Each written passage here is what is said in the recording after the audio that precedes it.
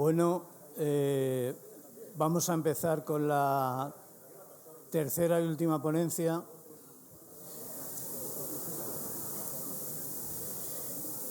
Las dos personas que están ahora aquí con nosotros no tienen presentación posible, lo podría decir de otra manera, pero quedaría bastante más grosera. Entonces son ellos mismos los que van a presentarse y a desarrollar toda la ponencia. Muchas gracias.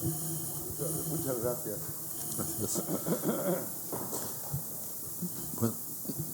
Buenas tardes.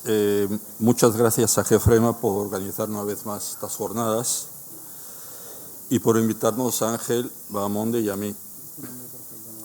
Me llamo Arturo García Álvarez Coque, nací en México, descendiente del exilio republicano.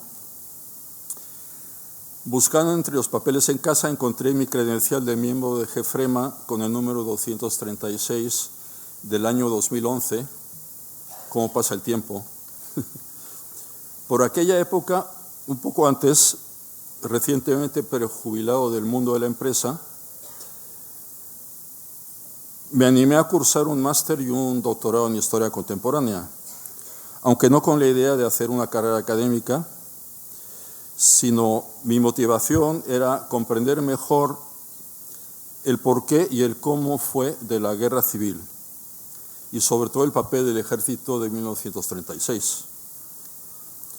Una manera de conocer el mundo en que se desenvolvieron mis antepasados militares, en particular mi abuelo, el coronel Álvarez Coque. He publicado un libro titulado La fractura del ejército ante el 18 de julio, el Estado Mayor en la Guerra Civil, y algunos artículos en diversas revistas, incluyendo una serie de 2 artículos llamada Los coroneles que defendieron Madrid, que podéis encontrar en el último y penúltimo números de la revista GEFREMA, los cuales aprovecho para recomendar muy especialmente.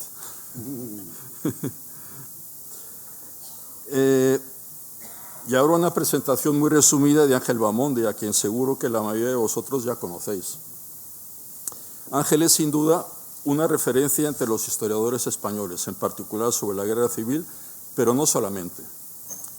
Catedrático emérito de la Universidad Carlos III, miembro del Consejo Asesor de varias revistas científicas, es conocido por sus libros Así terminó la Guerra de España, con Javier Cervera, y La conjura del coronel Casado.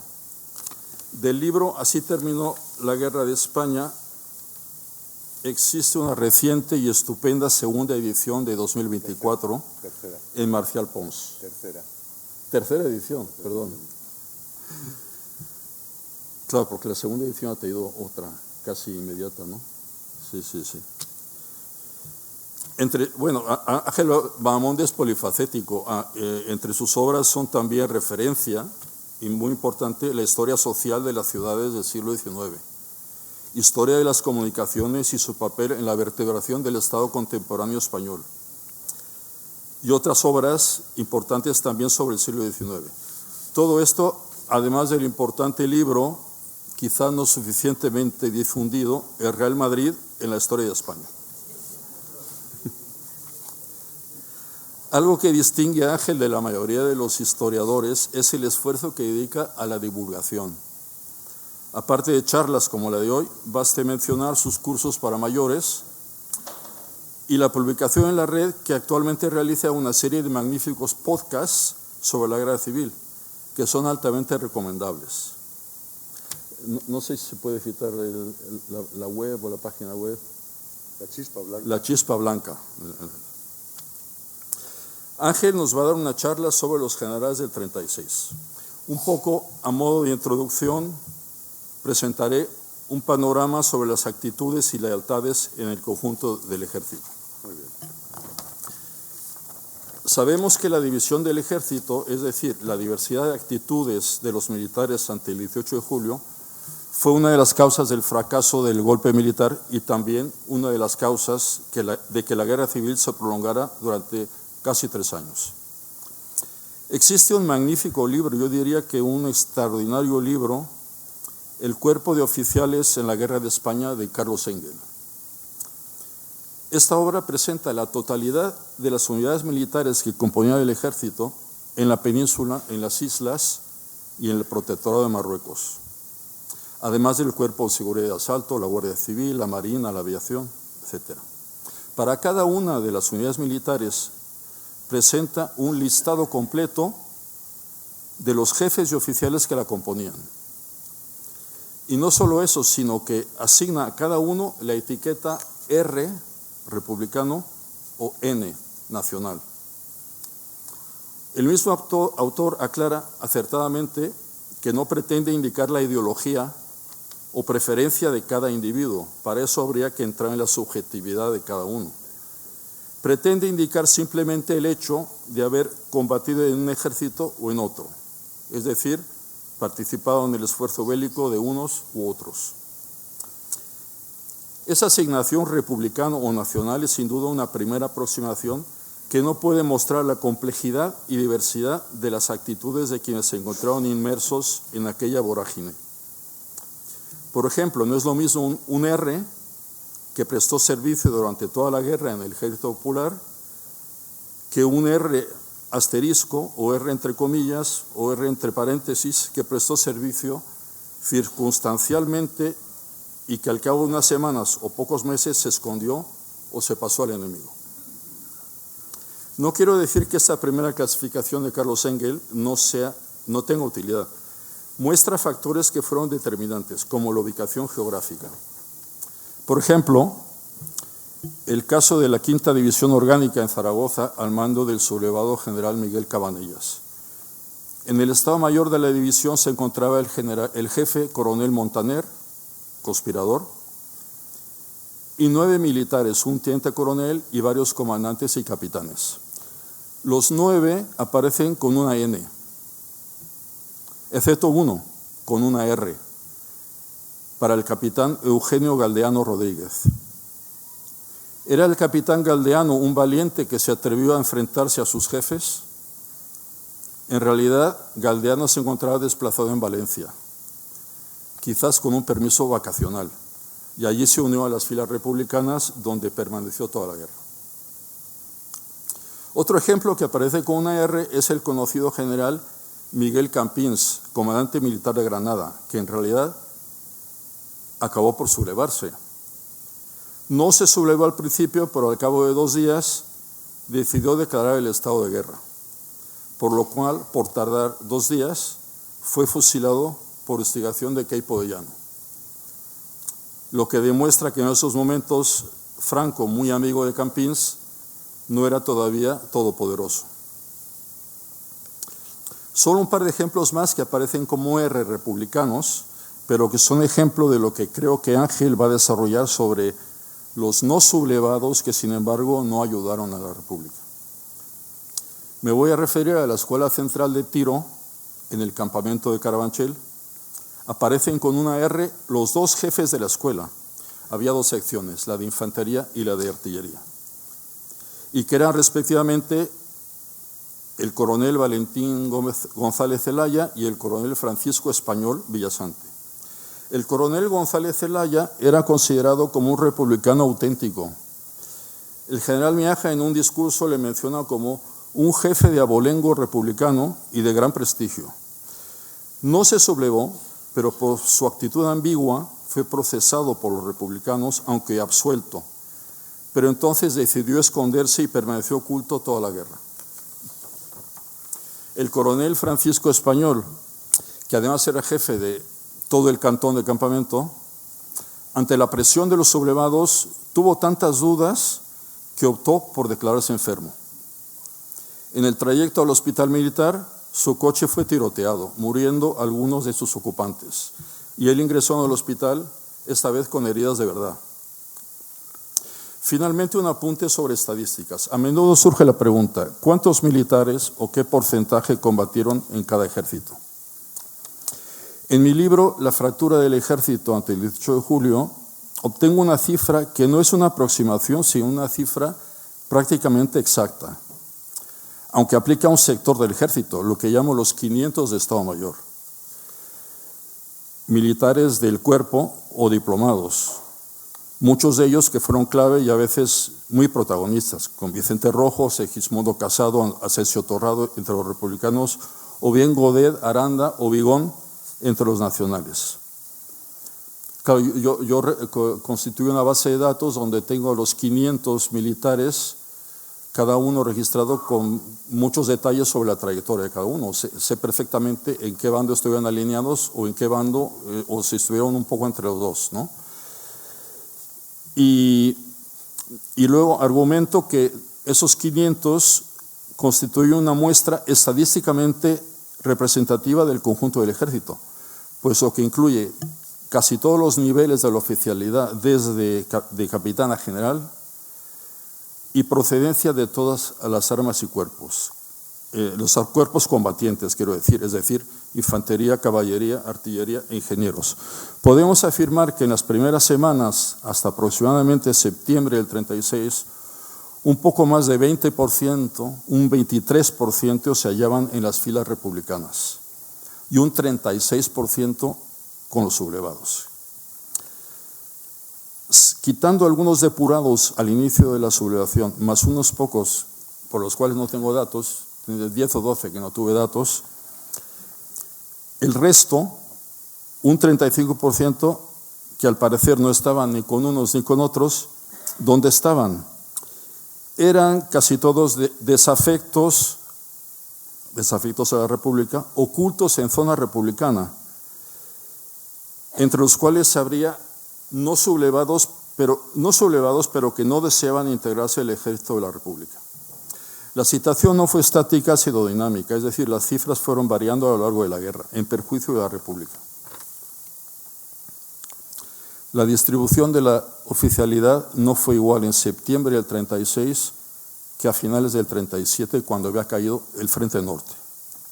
Un dato que creemos bastante aproximado a la realidad es que solo entre 12 y 13% de la oficialidad que estaba en activo en julio del 36 hizo toda la guerra con el Ejército Popular, mientras que un 42% hizo toda la guerra con los nacionales, o sea, 3 veces más y 3 veces y media más, ¿no?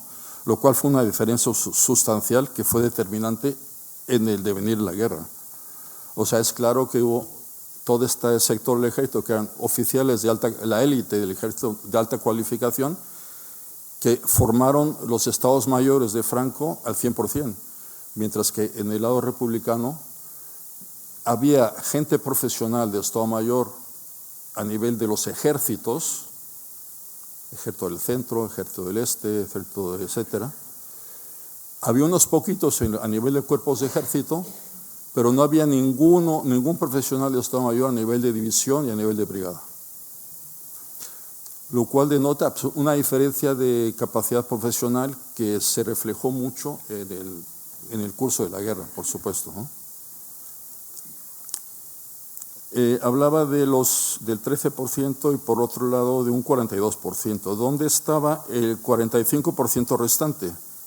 A estas alturas, a fin de la guerra, y casi desde inicios del 38, esta gente estaban muertos o encarcelados o escondidos o dados de baja por desafección o dados de baja por enfermedad, ya fuera esta real o simulada.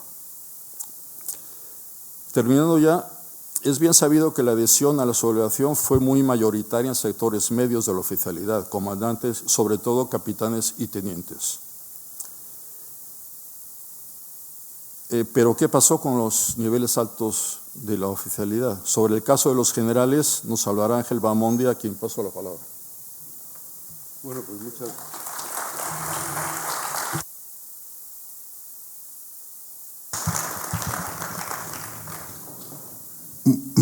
muchas gracias. Como saben muchos de ustedes, a mí me gusta estar de pie y dando vueltas con la gente, pero se me ha roto el menisco de la pierna izquierda y estoy hecho polvo, si soy sincero. Así que me temo que me voy a quedar sentadito y tranquilito y a lo mejor hasta voy a leer algo, que yo soy enemigo de leer. Las charlas son para ser charladas, claro, evidentemente, no para ser improvisadas, cuidado, pero para ser charladas. Cuando tienes ideas claras de lo que quieres decir, el charlar algo sin papeles, si vieron ustedes lo rico que es para uno mismo, yo siempre digo que doy clases a los demás, pero también a mí mismo, cuando hablo, se te ocurren multitud de ideas de todo tipo, con lo cual es una experiencia sumamente agradable que hoy, por desgracia, pues no voy a hacer. Sí, el mundo de los generales. Yo creo que mi querido amigo Arturo ha dicho cosas muy interesantes ahora. La división del ejército.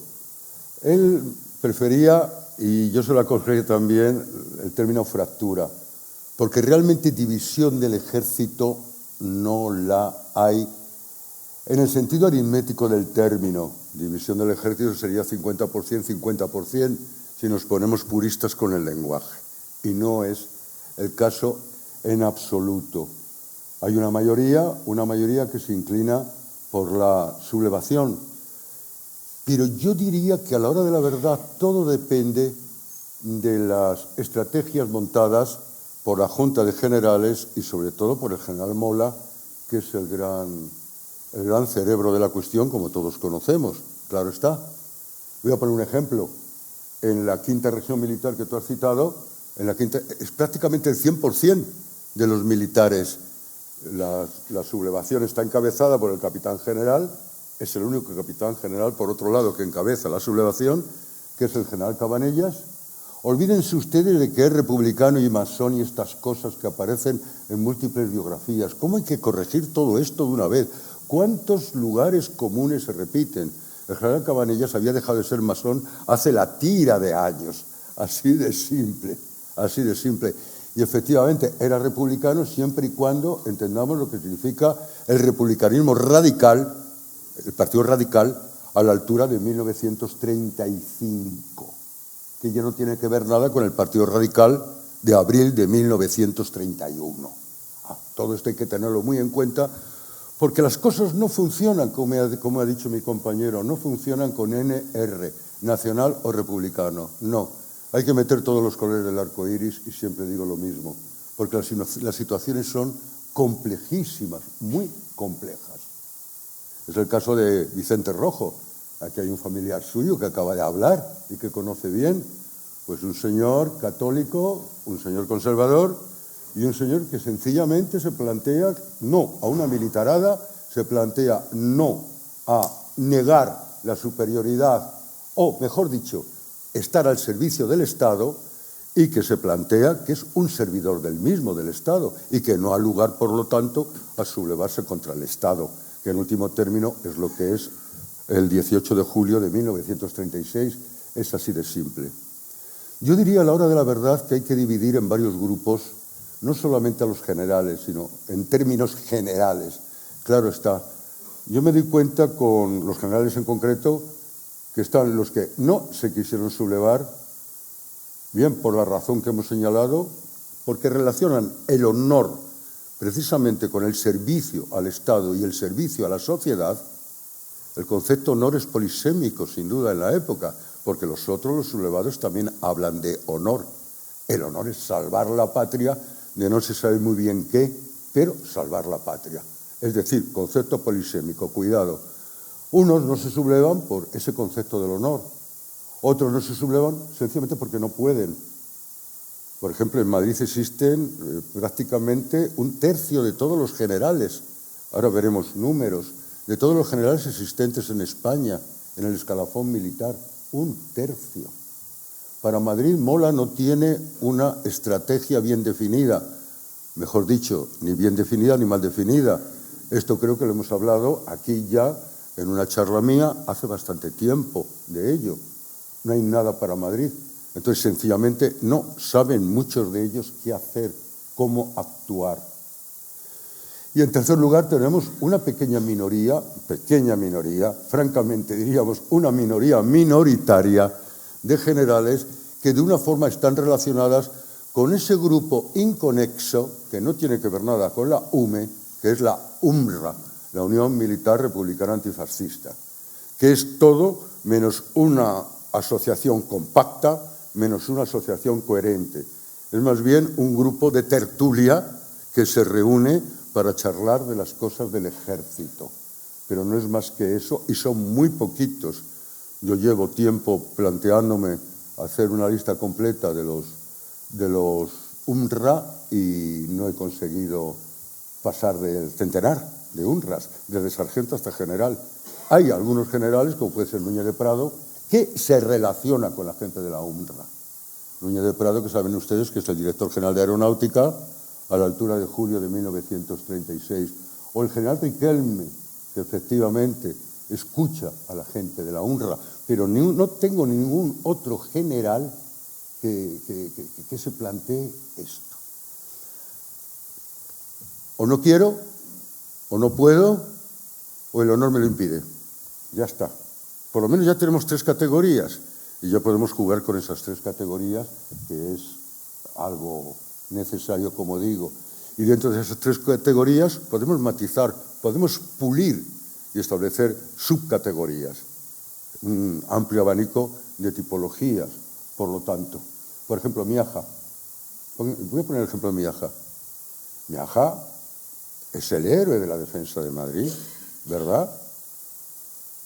Sí, no hay duda. En cualquier caso, los comunistas hicieron un mito de Miaja, vamos a decirlo de otra manera. Claro, porque los comunistas eran únicos, como sabemos, en su capacidad de propaganda, eran únicos a la hora de fabricar mitos que a veces no correspondían con la realidad. Pero Miaja, el 18 de julio del 36, tiene muchas dudas, muchísimas dudas, más de lo que podemos pensar, claro. Pero a Miaja se le ofrece una posibilidad, que prácticamente se dice que va a ser una realidad. Es que mañana vamos a tener un gobierno de concentración nacional dirigido por Martínez Barrio, y ese gobierno de concentración nacional va a ser capaz de establecer algún tipo de acuerdo con los sublevados, y en concreto con Mola. Entiéndanme ustedes lo que voy a decir, que parece el más abierto de los sublevados en cuanto no tiene una ideología fija, porque el resto de la cúpula son fundamentalmente monárquicos, no monárquicos liberales precisamente, son monárquicos a la italiana, para aclararnos. Y Mola es el único que no se plantea una idea política clara. Sí, algo terrible, exterminar, al contrario. Eso no hay ninguna duda que se lo plantea el general Mola. Y entonces digamos que Miaja de pronto se encuentra en un laberinto, en el laberinto de Nosos, en un laberinto del cual no sabe salir, como tantos otros militares. Yo diría que es clave las 2 primeras semanas de guerra.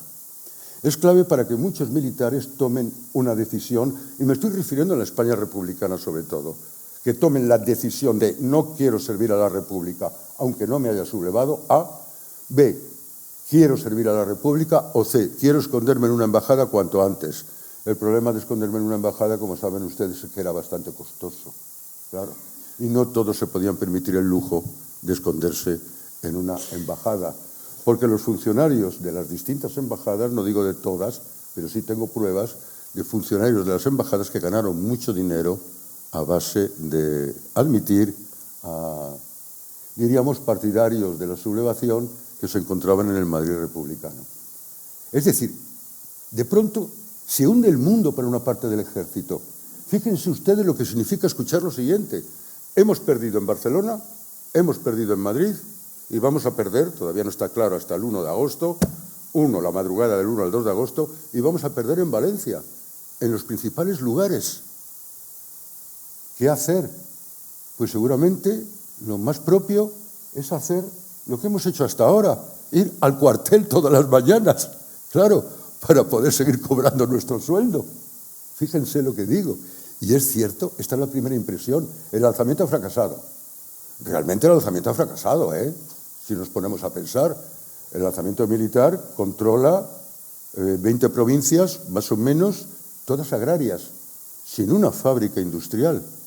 La posibilidad de mantener una guerra semimoderna, tecnológicamente ya sabemos que la guerra civil española no tiene que ver nada con la Segunda Guerra Mundial, ya lo sabemos, es muy complicado para los sublevados. Y además hemos fracasado en la Marina.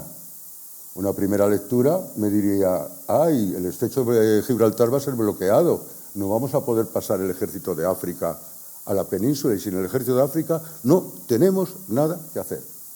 Comparen ustedes el mapa del 18 de julio y el mapa del 4 de agosto. Es decir, prácticamente ha pasado 3 semanas.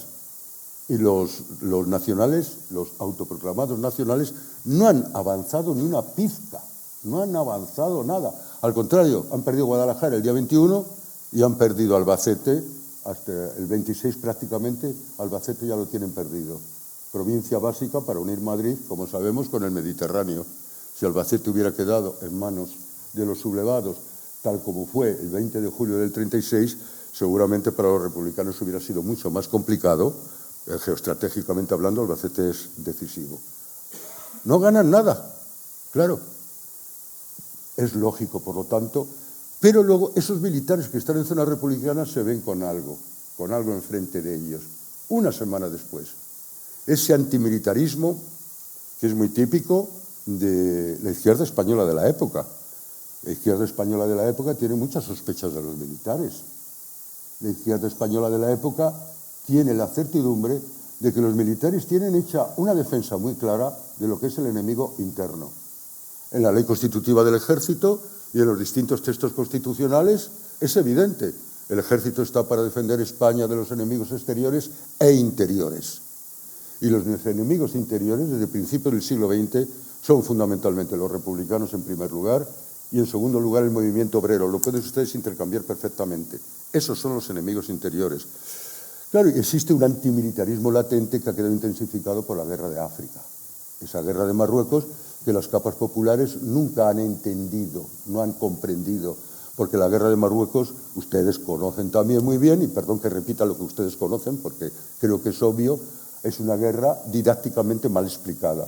Tiene poca pedagogía la guerra de Marruecos. ¿Por qué mi hijo tiene que ir a Marruecos? Y no se sabe muy bien, porque nunca fue explicado por qué mi hijo tiene que ir a Marruecos. Ahora los historiadores, claro que damos explicaciones, para eso estamos precisamente, pero en aquel momento las explicaciones fundamentales faltaban.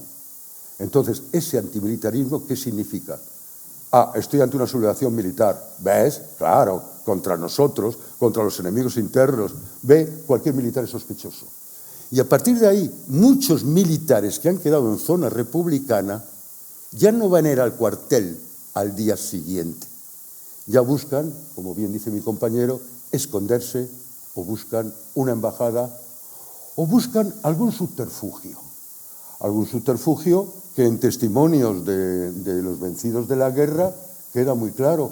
En todo caso, deme usted un puesto muy en la retaguardia, muy en la retaguardia, muy en la retaguardia.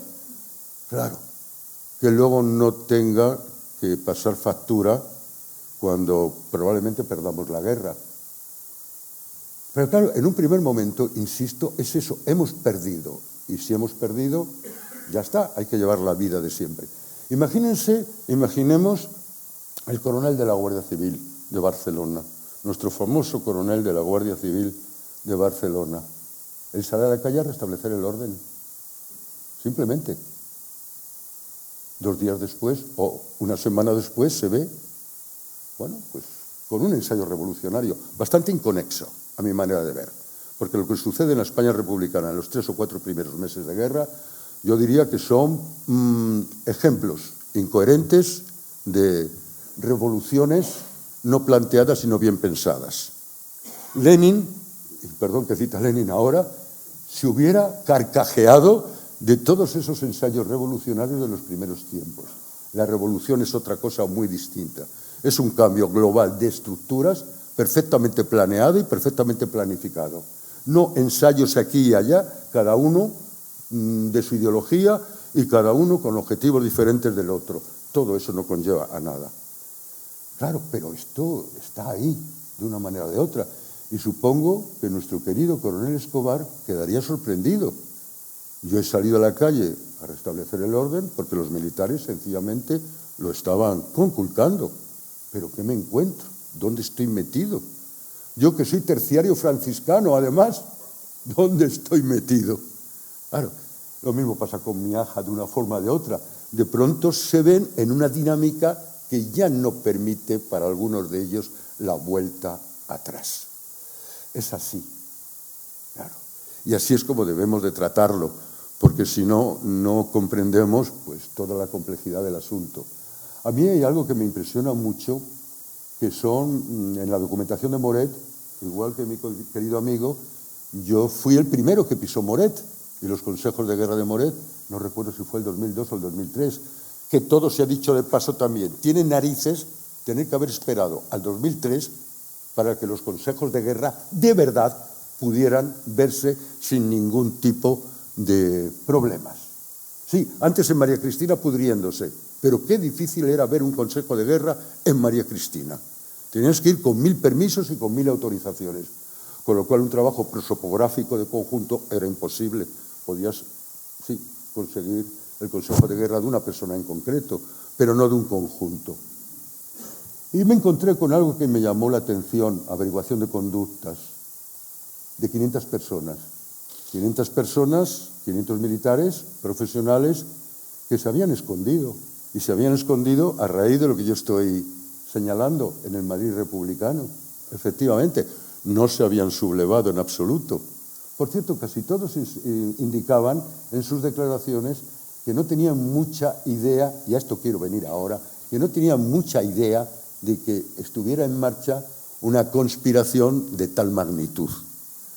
Lo cual me plantea una vez más el problema de Mola y que Mola no tuviera un plan para Madrid que me parece francamente desastroso y que me lleva a plantear, y esto lo hemos discutido tú y yo muchas veces, hasta qué punto Mola no planteaba una pequeña y limitada guerra civil para limpiar, como él dice, para poder limpiar el país de elementos insurgentes de todo tipo. El enemigo interior, efectivamente, ese enemigo interior al que acabo de hacer referencia. Y es impresionante, son 500 personas, y estas 500 personas que han hecho, la mayoría no han estado en embajadas porque económicamente no podían permitirse ese lujo, han estado literalmente escondidas. Y de pronto tú te planteas algo que es básico también para entender la guerra civil y sobre todo su final. Claro, la profesión de militar es muy especial y genera vínculos especiales de todo tipo.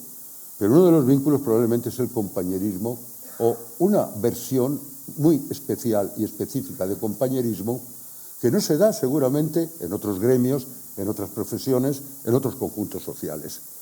Porque llega a la conclusión, y por las pistas que daban ellos en sus declaraciones, que los militares profesionales que habían luchado de verdad por la República son los que habían ayudado y camuflado a estos compañeros suyos que en la segunda semana, y casi siempre en la segunda semana de la guerra civil, en el momento en que estalla ese antimilitarismo y la persecución de militares, han decidido no servir a la República y han decidido esconderse. Y ese es un capítulo precioso del mundo de los militares el 18 de julio de 1936. Aquí ven ustedes algo que por fin ya saldrá el año que viene. Pues ya lo he hablado con Marcial Pons y ya no queda más remedio. Aquí hay 1100 militares, 1100 biografías. Voy a leer alguna, la de los generales que me interesa. 1100 biografías de militares que se marcharon al exilio. En total, yo tengo contados de suboficial, incluidos sargentos. Voy a incluir yo los sargentos, que en la época es hasta qué punto son suboficiales o no. Técnicamente hablando no lo son. Luego sí, más tarde sí. Bueno, en los últimos tiempos, antes de la guerra, es verdad que se crea el cuerpo de suboficiales y ahí sí entran los sargentos. Me reviso a mí mismo. Desde sargentos hasta generales. Aquí hay 1100 de los ejércitos de tierra y mar, porque el ejército del aire, como saben ustedes, no sale todavía. El ejército del aire se crea en 1939 y en este momento estamos hablando del arma de aviación. El servicio de aviación ha pasado a ser arma de aviación, efectivamente. Y son 1100 personas.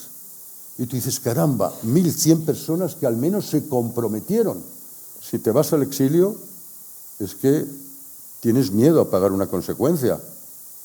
Y esa consecuencia no es precisamente un delito de sangre, claro que no. Esa consecuencia es haber servido lealmente a la República hasta sus últimas consecuencias. Aquí hay generales, hay 9 generales, por ejemplo. Aquí hay coroneles, tenientes coroneles, todo el escalafón militar, hasta sargentos del 18 de julio, que en este momento, al final de la guerra, suelen ser comandantes mayores. Hay toda una categorización inmensa y es precioso, porque no los conocemos, señores, no tenemos idea de su existencia. Nosotros sabemos quién es Rojo, sabemos quién es Miaja, podemos saber otros 20 o 30 nombres, pero nada más. Y el total de fichas que yo he recogido, con respecto a aquellos que colaboraron más o menos con la República, se eleva a 4.000. De esos 4.000, 1.100 acabaron en el exilio. Esto lo he sacado del archivo y han sido muchos años revolviendo, porque no crean que es exageración, son 120.000 fichas las que me he mirado. Son las fichas famosas de exiliados que se conservan en la FUE, en la Fundación Universidad Española, no en la FUE, el sindicato de la Segunda República, claro, que hay gente que se equivoca, todo se ha dicho también de paso. Y ahí saqué los 1.100. ¿Es el 100%? Yo creo que se aproxima al 100%, quizás sea el 90 y tantos por cien, me da lo mismo, pero es el 100%. 1.100, luego otros 3.000 se quedaron aquí, en el interior del país.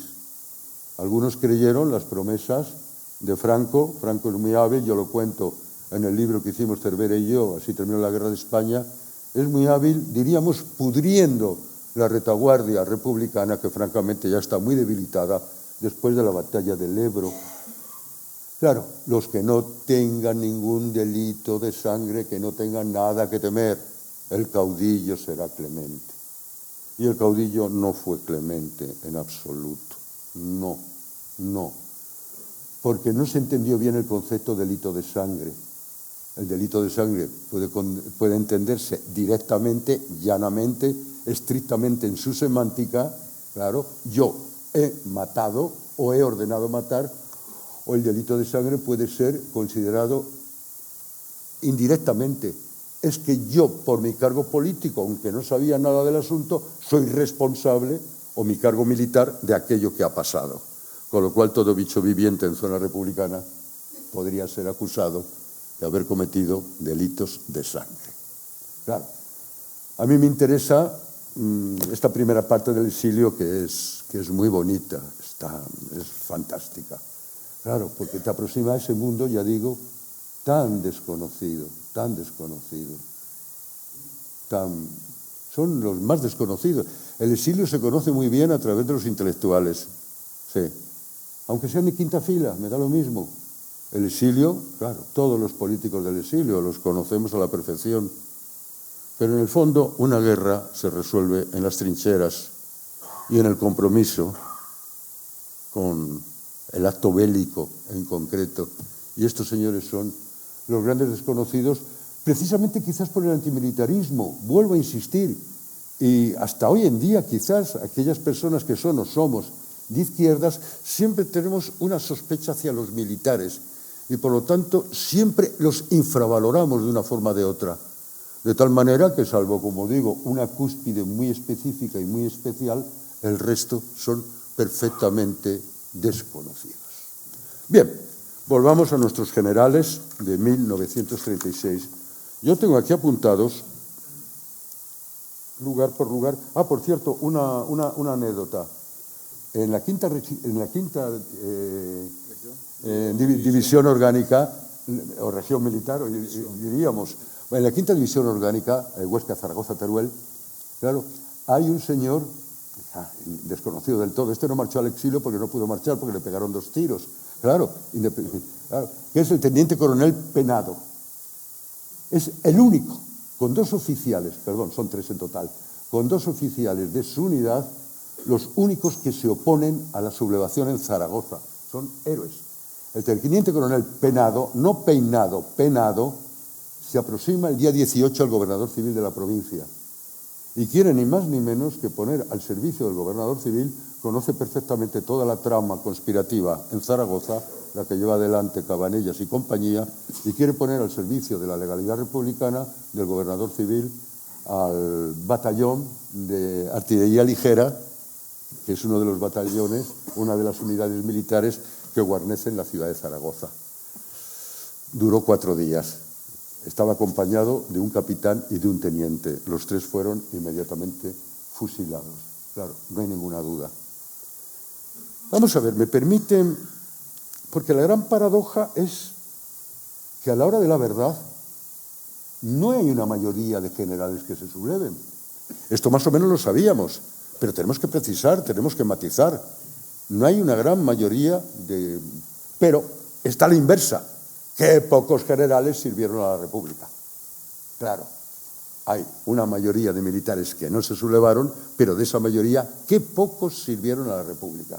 Con lo cual queda claro que lo que decía Álvarez Coque, mi compañero, es correcto. NR no nos vale para nada.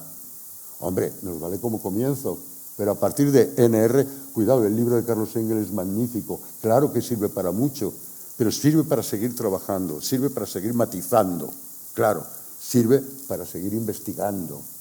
Claro está, el general Peñabuín, por ejemplo, el Peñabuín sale con una R en el libro de Carlos Engel.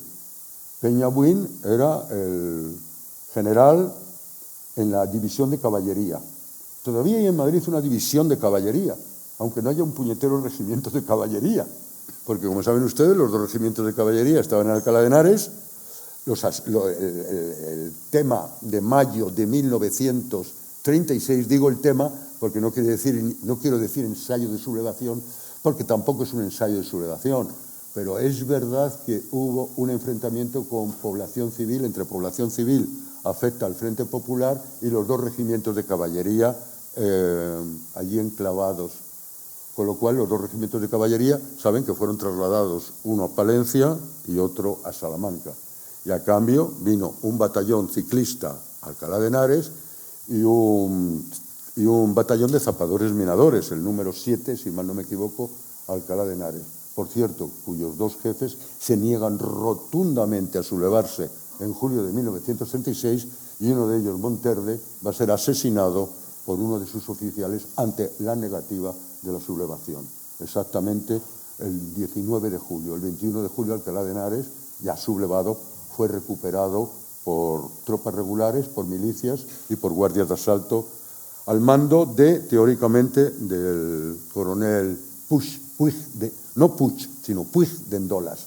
Coronel Puigdendolas, que como saben va a morir de forma extraña, seguramente en una desbandada de milicianos. Él intentó frenarla y acabó cayendo. Bien. Bueno, pues este señor Peñabuín, el 18 de julio está en la división de caballería.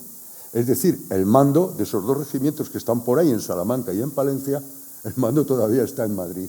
Un problema que no se ha resuelto todavía. Ahí está destinado Hungría, el famoso Hungría, Hungría sin H.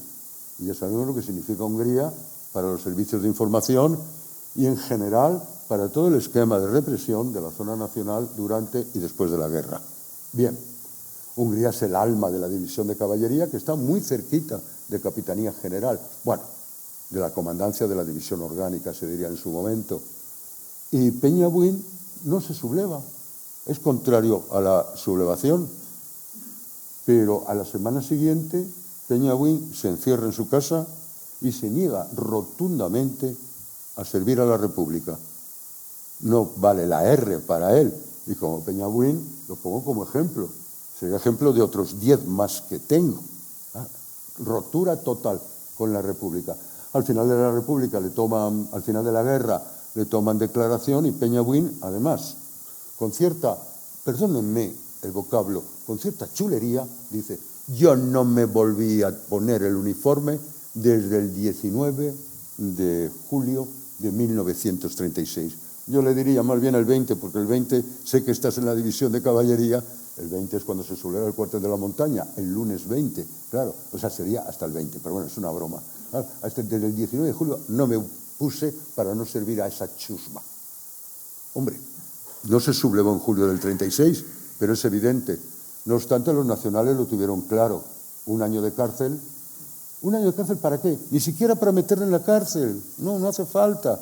Un año de cárcel para tener legitimidad de la de ellos, claro, legitimidad para echarle del ejército. Y se acabó la carrera militar de Peñabuín con su pensión. Claro, su pensión sin las cruces. Esta mañana tenía el último salario de Franco, alguno de ustedes que es alumno mío, se lo he enseñado, el último salario en el mes de noviembre de Franco, y de las 150.000 pesetas netas que cobraba Franco en aquel momento como general del ejército, la mitad son por cruces. Claro, las dos individuales militares que tiene, la laureada, que se da a sí mismo al terminar la guerra, y la normal, por antigüedad, son el Menegildo. Esa es normal, la van a tener todos los militares que hayan tenido unos años de servicio, así de simple, y es prácticamente la mitad del salario. Entonces Peñabuín se va al retiro con su pensión, pero no con las cruces. Ese es el castigo que se da a Peñabuín. Sencillamente, tú has servido de una forma o de otra, me digas lo que me digas, has servido una semana y no te has pasado, porque eso sí que se cuenta al final de la guerra. Tú no has servido los 500 que he dicho antes. ¡Ay, pero qué sospechosos sois! No habéis intentado pasaros. Y como sabemos, Gutiérrez Mellado establece unas claras vías de escape, lo hace muy bien, conforme se va debilitando, digo debilitar por no utilizar otro término, la retaguardia republicana o los aparatos de poder políticos y militares republicanos. Y nosotros diríamos que a la altura de febrero-marzo de 1938, esas, ¿cómo decir?, espacios de huida están perfectamente tipificados y están perfectamente hechos. Gutiérrez Mellado ha restablecido una organización quinta columnista en Madrid. Antes había quinta columna, pero era quinta columna disuelta, voluntarismo individual. Ha organizado la quinta columna en Madrid y ha organizado unas vías de escape que yo lo veo en muchos de esos militares que de pronto abandonan el ejército republicano y se van a Salamanca y a Burgos. Y ya en este caso es otro abandono, es decir, han servido hasta que se dan cuenta que la República va a perder la guerra.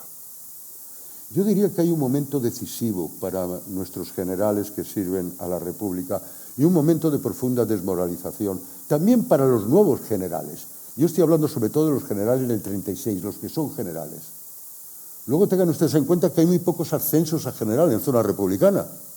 Una de las falacias que se ha recorrido por los siglos de los siglos es que cualquier tonto se le ponía las insignias de general. No, no es cierto.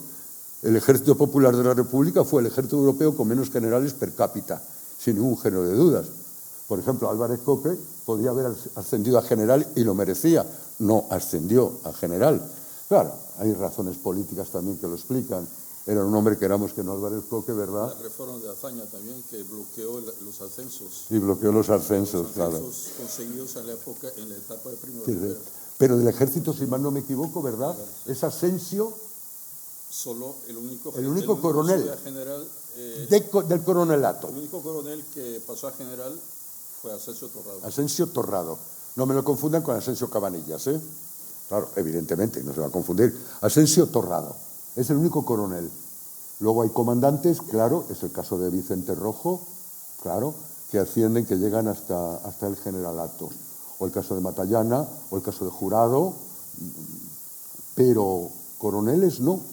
Y miren, he citado 3 comandantes y me quedarían otros 2 o 3 por citar, nada más, el ejército republicano. Es decir, estamos hablando de los generales del 36. Y digo que hay un momento de profunda desmoralización de los que se quedan y los que sirven a la República, esa decena que sirven a la República, y es la pérdida del norte. Lo que significa la pérdida del norte. Tenemos que seguir insistiendo con esto. Me ha dado la manía en los últimos meses de consultar prensa extranjera y a ver cómo definen ellos la caída del norte. Y quizás yo no había reparado lo importante que era. Claro que se ha leído en libros. Fue muy importante la caída del norte en poder de los sublevados. No, no fue muy importante, fue decisiva, que es más que muy importante. Y eso produce una desmoralización enorme en montones y montones de militares profesionales que están combatiendo con la República. Ahí nace un derrotismo peligroso. Y un derrotismo peligroso de una forma o de otra sobre el cual va a caer las tesis del abrazo de Vergara del general Franco, que van a posibilitar la sublevación de Casado al final del conflicto. No hay duda. Uno de los ejemplos sería otra persona con Juan Carlos Sánchez Illán, compañero de la Carlos III, que seguimos la pista y ahí está un familiar suyo del coronel Prada. El coronel Prada, coronel retirado, pero que se involucra con los republicanos totalmente, se compromete, le destinan al norte y viene hecho polvo moralmente del norte. porque vive esa realidad que tuvo la República, la imposibilidad de centralizar el poder. Antes tú te has acercado a ello, de una forma o de otra, que es una de las causas de la derrota republicana, sin duda. Y todos los generales que sirven a la República claman por ello, centralizar el poder. Centralizar el poder sabemos lo que significa.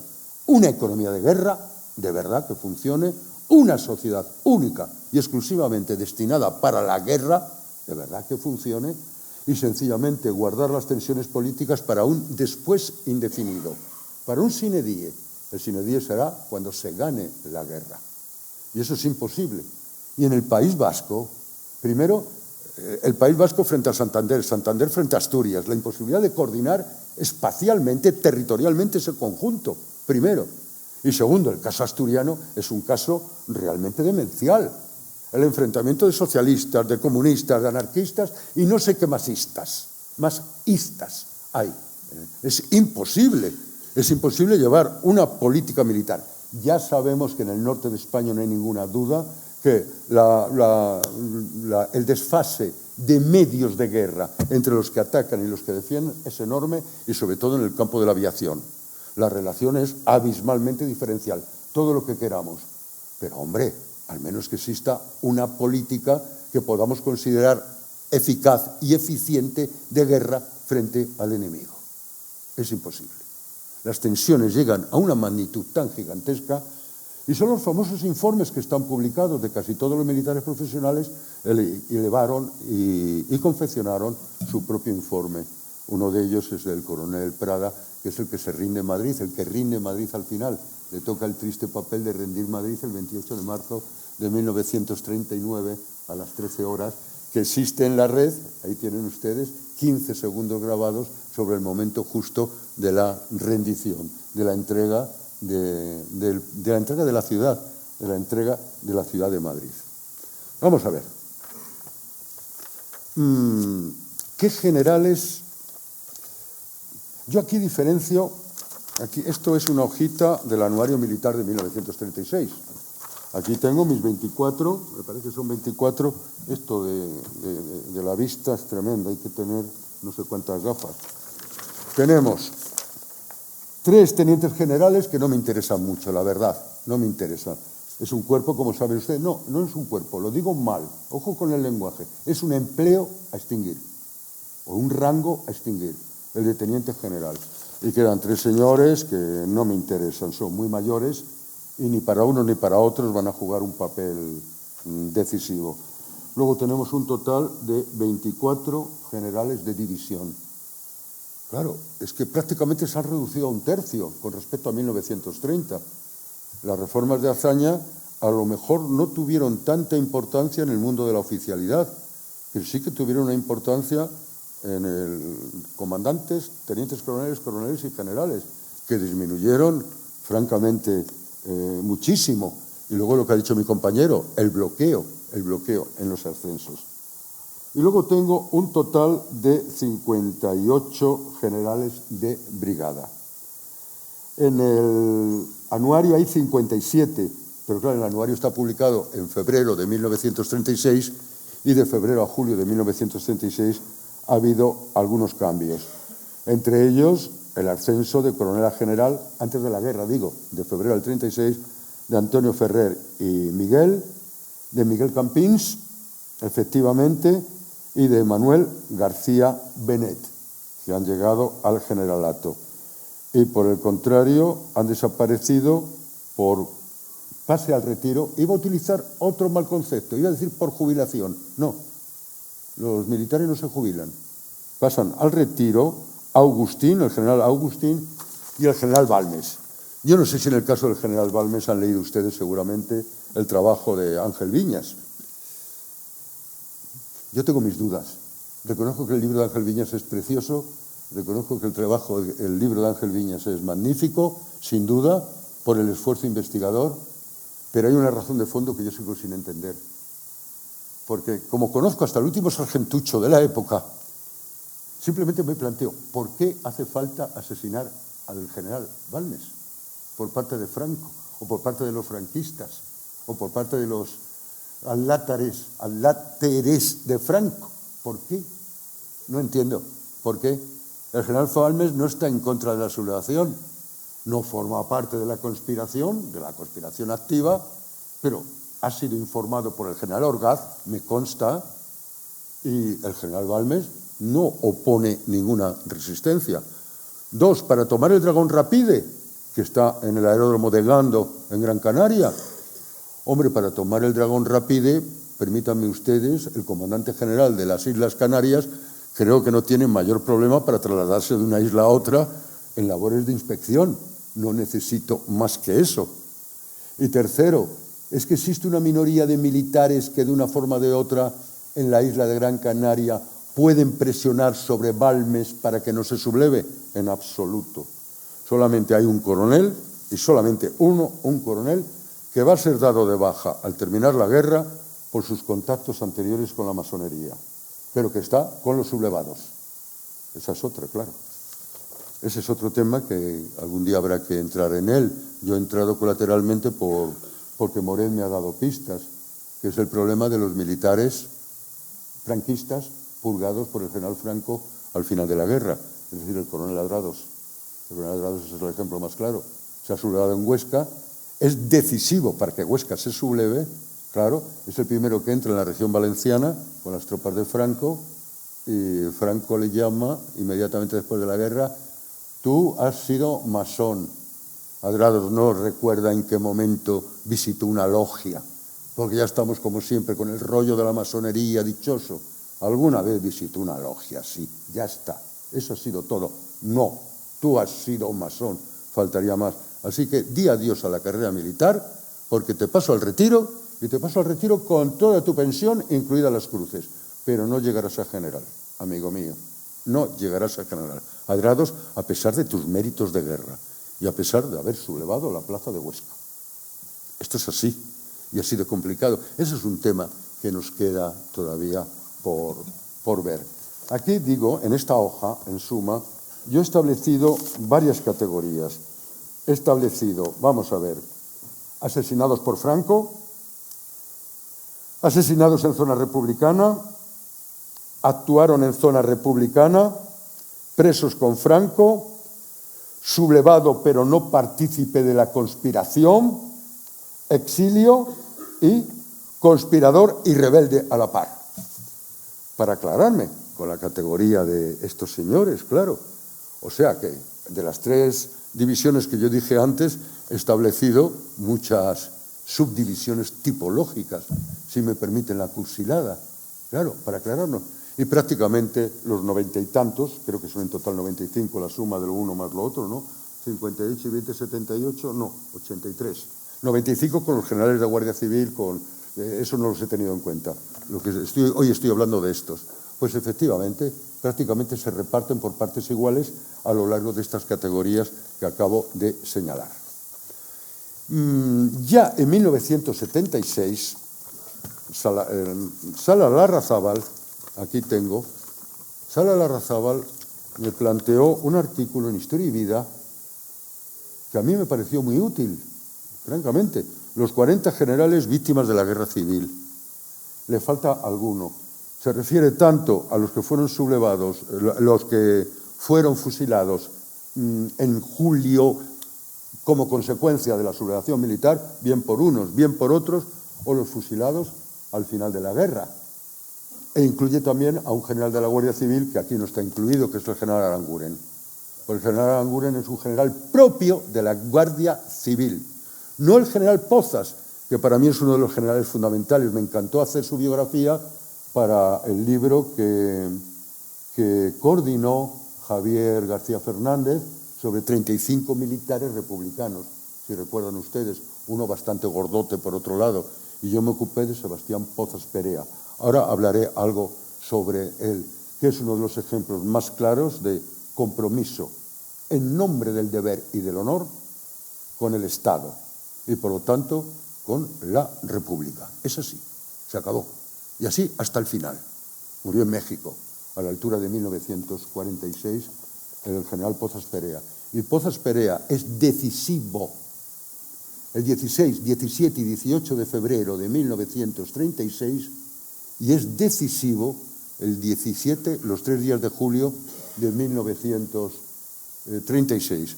En ambos casos, él era el inspector general de la Guardia Civil, lo que hoy en día lo denominamos de otra manera, director general de la Guardia Civil. Claro, y fue el que planteó, con poca fortuna realmente, porque sinceramente la Guardia Civil se sublevó en todas partes, directa o indirectamente, salvo en Barcelona y hasta cierto punto en Valencia. En Madrid la Guardia Civil mantuvo una postura de neutralidad imposible.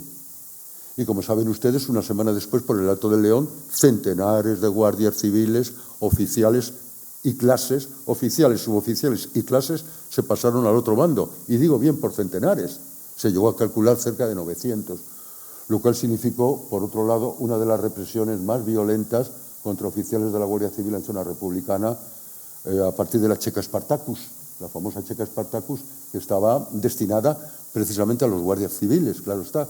Y en Vicálvaro, cerca de 90 oficiales de la Guardia Civil, entre ellos el coronel Juanes, que es una auténtica tragedia el pobre hombre, y quiso impedir que su hijo entrara en el cuartel de la montaña, era cadete, y su hijo entró en el cuartel de la montaña y encontró muerte allí.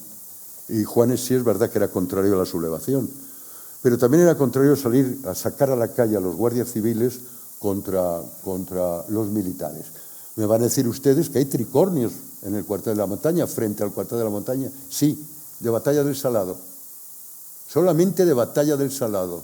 2 destacamentos que salen de Batalla del Salado al mando del comandante Bretaño, por orden del teniente coronel Marín, teniente coronel de la Guardia Civil, que es segundo jefe del cuartel de Batalla del Salado, todavía existe hoy en día, que por supuesto cuando los nacionales le aprisionan en Pinto, lo van a fusilar de manera inmediata. Es una de las víctimas de... Yo tengo un total recogido de 800 militares profesionales fusilados por los sublevados, que siempre la idea, lo mismo, lo acabo de decir yo casi, el antimilitarismo de la izquierda siempre nos ha hecho suponer que la mayor parte de los militares que caen irregularmente en julio de 1936 pertenecen al bando sublevado. No. Esos 800 que saldrán en el libro que anuncio, que saldrá a finales del próximo año en Marcial Pons. Vamos a ver, y de todos estos, ¿quiénes sirvieron realmente a la República? Miren ustedes, pues voy a citar algunos nombres porque acabaron en el exilio y me gustaría, quizás, si tienen paciencia ustedes, algún trazo biográfico, que lo he dicho mal, de ellos. Por ejemplo, alguno curioso, Pedro de la Cerda y López Mollinedo. Esos apellidos nos tendrían que decir algo, sobre todo los que hemos estudiado la burguesía, como es mi caso, del siglo XIX. Claro, son 2 apellidos de grandes burgueses del siglo XIX. Los López Mollinedo eran grandes comerciantes, de los primeros en el Madrid del siglo XIX.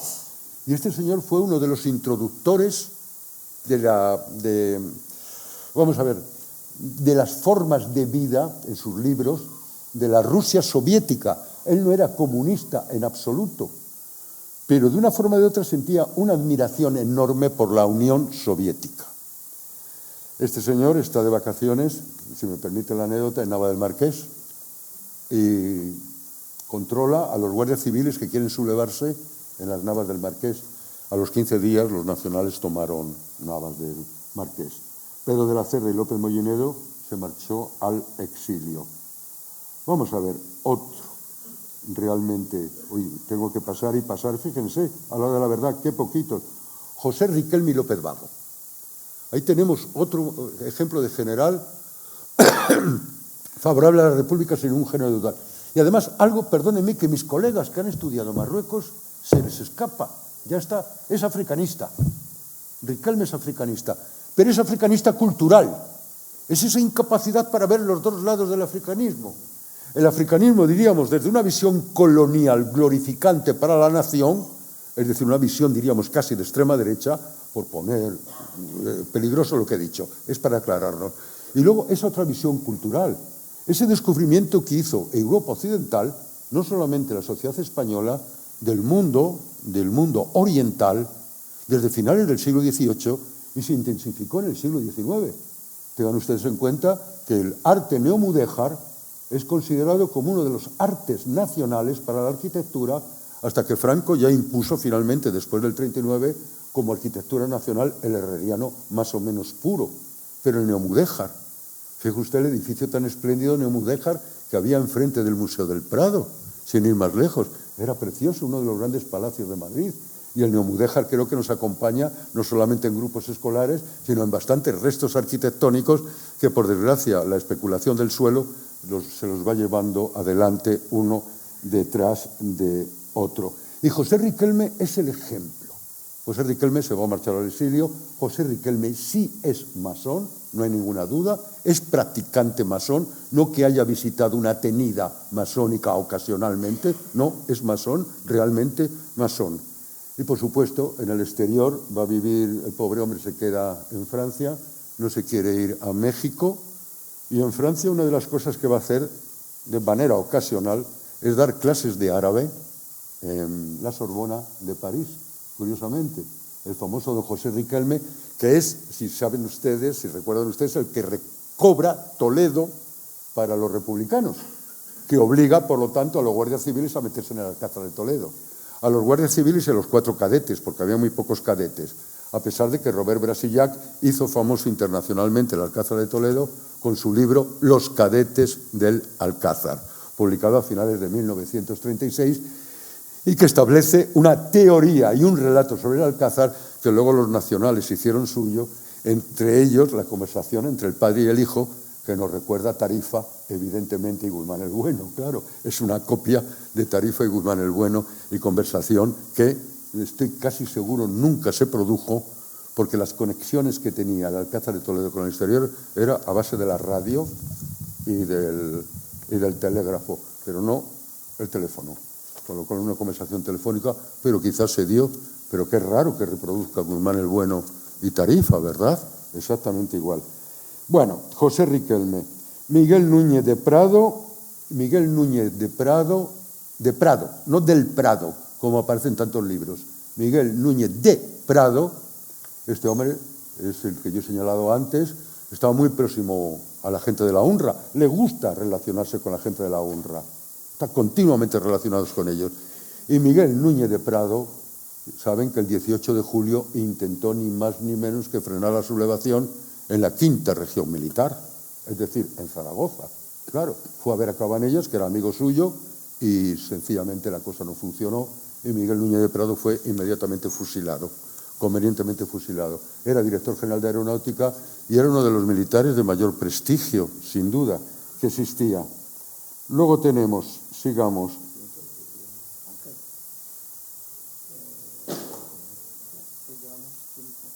Bueno, cito nada más y ya lo dejamos. Cristóbal Peñabuín no, Virgilio Cabanellas no, José Sánchez Ocaña no, Domingo Bátez fue fusilado, evidentemente tampoco, José Gómez Comicaminero, muy interesante, un hombre también que tiene algún encuentro con gente de la UNRWA. Gómez Caminero es el que sube a León para intentar que el general Bosch se subleve, y a uña de caballo consigue pasar por Ciudad Rodrigo, creo que fue la frontera portuguesa, y reintegrarse a la recién zona republicana. Estamos hablando del 23 o 24 de julio de 1936. Estaba muy tocado de salud y murió a finales del año 37 y prácticamente no tuvo tiempo de servir a la República. José Fernández Villabrille, dejémoslo, durante mucho tiempo se consideró que lo había fusilado, pero ya está resuelto el problema. Y creo que lo resolvieron también en este artículo de una vez por todas. Ni Melero, ni Villabrille, ni López Viota fueron fusilados por los franquistas. No, no es cierto en absoluto.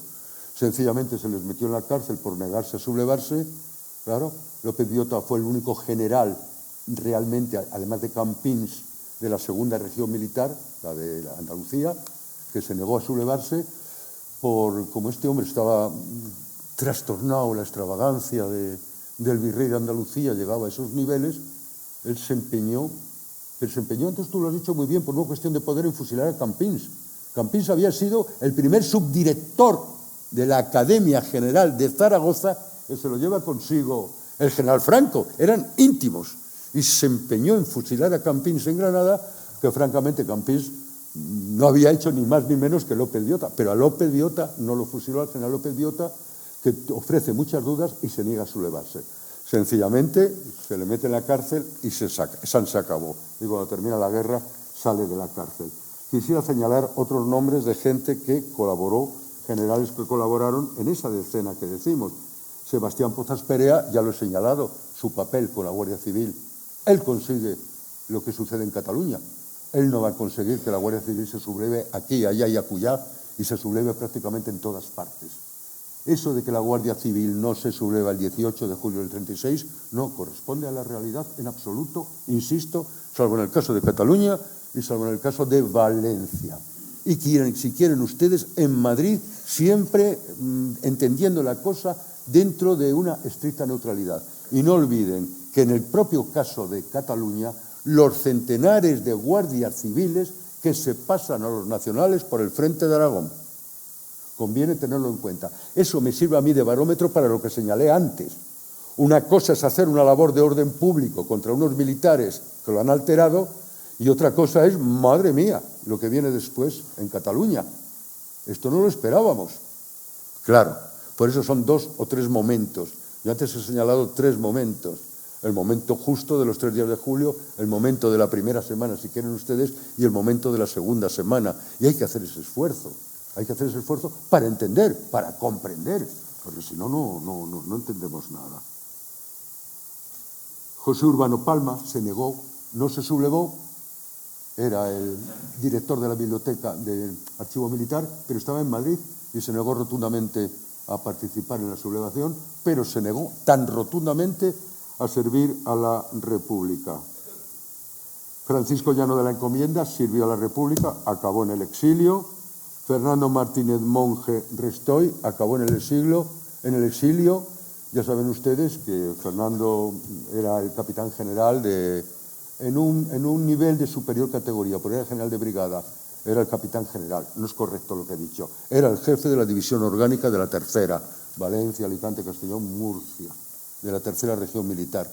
Y efectivamente, pero en el exilio es uno de los militares más interesantes, porque es uno de los pocos militares republicanos que a partir de 1945 siguió manteniendo algunas formas de antifranquismo. El resto de los 1.100 que tengo aquí fueron diluyéndose en... ¿Cómo decir? Su moral, no es correcto decir su moral, sus ilusiones, la ilusión del regreso sí, se fueron acoplando a los lugares donde estaban, encontraron soluciones, X soluciones, porque estos generales lo tenían difícil en el exilio. El más joven ha cumplido 55 años. Y 55 años de 1936 no son 55 años de hoy en día, como bien sabemos todos. Claro. Y en los generales de división estamos hablando de una edad de 62 años. Claro, con 62 años me marcho al exilio. ¿Y qué hago en el exilio? ¿De qué voy a trabajar? Sí, al principio el SER y la JARE me van a ayudar, pero el dinero del SER y la JARE tiene fin. Y a la altura de 1944 prácticamente ya, el SER desde luego desde 1940 ya no existe. Y la JARE prácticamente desde 1944 ya no tiene fondos. Claro, ¿y a partir de entonces qué? Pues gracias a las pensiones del gobierno mexicano o gracias a las pensiones del gobierno francés. Así de simple. En el caso de Monge, tuvo la suerte de que el ejército argentino, él se fue a Argentina, le reconoció el grado de general. Así de simple. Y recibió una pensión oficial de general del ejército argentino, Martínez Monge. Son historias cada una tan particulares y todas ellas nos plantean un abanico realmente increíble. Cito otros nombres más y me callo. Luis Castelló Pantoja. Luis Castelló Pantoja habría que meterle en los 3 tiempos. Él viene a Madrid creyendo que esto dura 24 horas, la sublevación no tiene futuro. Y de pronto se ve de ministro de la guerra, como saben ustedes. Y se le cae la moral a los talones. ¿Qué hago yo metido aquí de ministro de la guerra? ¿Qué hago yo aquí? Con el tiempo acabó refugiado en la Embajada de Francia y marchándose al exilio. Luego vino en los años 40, se chupó de exilio 7 u 8 años y volvió a España. Y por supuesto le dieron. Faltaría más, claro.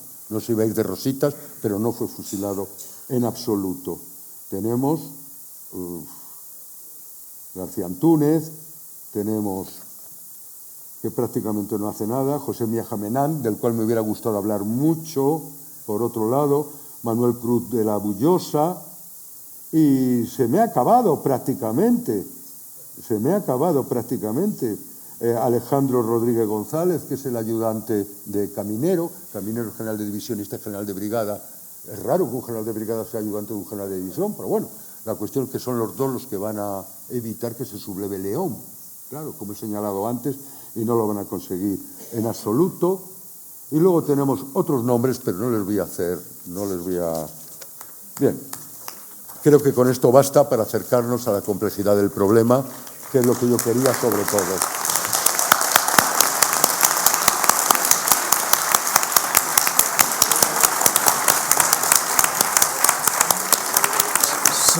Sé que me odiáis por haber cortado la magistral ponencia de los profesores, de los maestros, pero ahora el presidente de nuestra asociación va a decir unas palabras.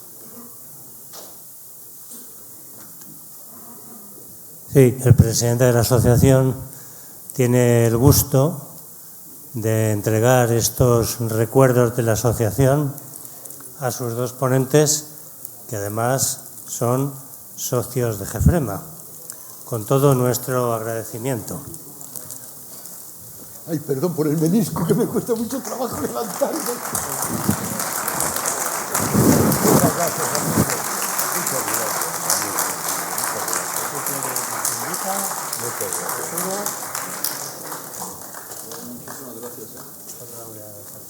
gracias. Perdón, ¿tienen preguntas que hacer? Ay, no hay tiempo.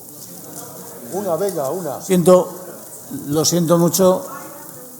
Hay una pregunta, pero seguro que hay 1000 preguntas. Es que quería decir que a las 9 tenemos que cerrar y no sé, habla si quieres, pero vamos, abro un melón que...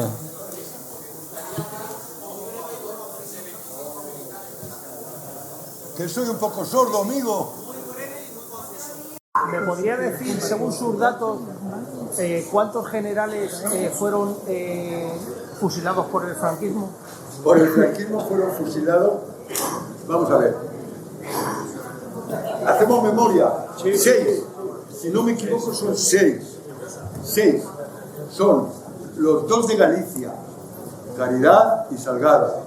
Los dos de Galicia. Sigamos, por el País Vasco, nada. En Cataluña, ¿cómo? En Burgos, claro, Batet, el célebre Batet. Ya tenemos 3. En Madrid no. Campins 4. Claro, 6. No, pero es gobernador general el 18 de julio. Araguren 5 y luego Toribio Martínez Cabrera, ya después de la guerra. Y después de la guerra a generales ascendidos, claro, como Escobar, que asciende a general, como sabemos. Toribio es el tío de la mujer de Javier García Urbano. Que digo que Toribio, Martínez Cabrera claro, es el tío abuelo de Javier. Os recuerdo que para hacer hay que darse un poco de prisa porque ahora dice que se hace Núñez de Prado, amigos, Núñez de Prado. En un programa de televisión llamó el soldado que puso la comunicación de Moscardó y dijo que era verdad, que eso había existido. El soldado republicano que puso la comunicación. Sí, pero no la que ponen allí, no la que ponían allí. La tengo publicada yo, Tengo publicada yo.